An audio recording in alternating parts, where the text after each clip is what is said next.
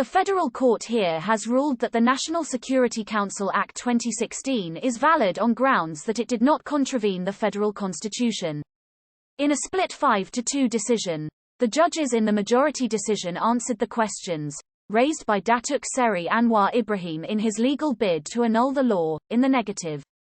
Justice Zaleha Yusof, who read the majority decision, said the bench held that measures in the NSCA, as raised in the legal bid, were justified as it had a rational nexus and was proportional to the objective to be addressed, which was national security.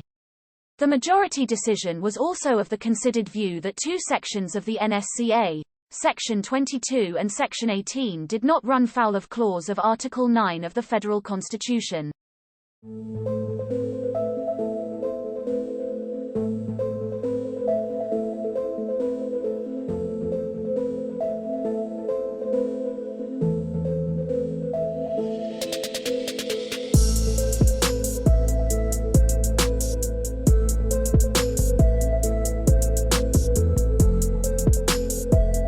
Justice Zaleha also said that there was no indication that NSCA was meant to be the law against subversion, but clearly it was meant to include protection and safety of the people against situations of disasters like flood, earthquakes and other situations such as the COVID-19 pandemic.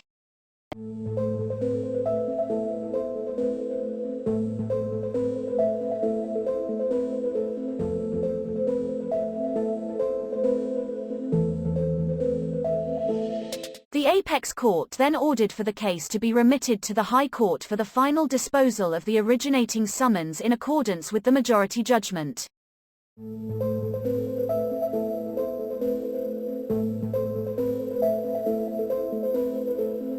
Other judges who affirmed the majority decision are Justices Zaleha Yusof, Hasna Muhammad Hashim, Mary Lim Thiam Suan and Rodzariah Bujang. Anwar had posed legal and constitutional questions on the NSCA in his attempt to have the security law struck down.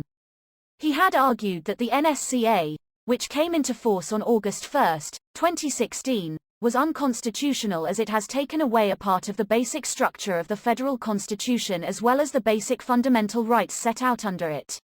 Meanwhile, in the minority decision read by Justice Vernon Ong, the judge was of the opinion that the NSCA was inconsistent with the Constitution and therefore it was repugnant to the Constitution.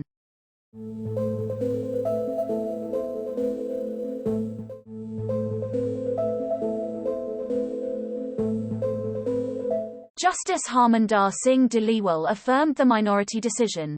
On September 10, last year, the federal court allowed Anwar's review application to set aside a majority ruling, which declined to answer constitutional questions on the validity of the NSCA.